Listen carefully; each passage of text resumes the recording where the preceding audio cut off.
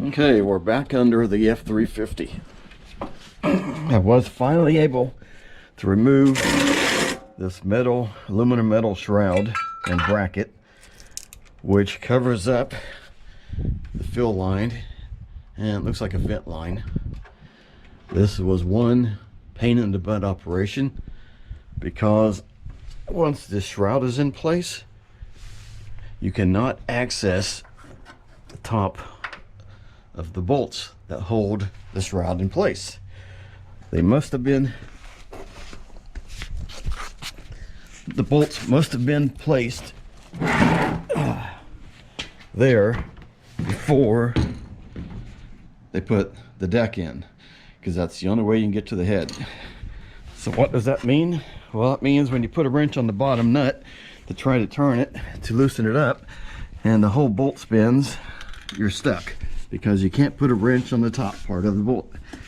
So went and bought a 3-inch cutting tool, pneumatic cutting tool, and cut all the offenders off, which in a very tight constricted area is a real pain in the butt. That's all I can say. It wasn't so much hard as it was just trying to get the cutting blade or disc in the right angle without cutting everything else. So I ended up cutting about 5 of them off, and when I put the shroud back on, if I do, as I'm thinking about it now, I just might not, but I might have enough bolts here, or I might be able to take it somewhere, just have them tack welded on, because I may be replacing these hoses. I'll have to look at the condition of them. They've been covered up for well over 20 years, so they may not be that bad. I don't know. I won't know until I get them off.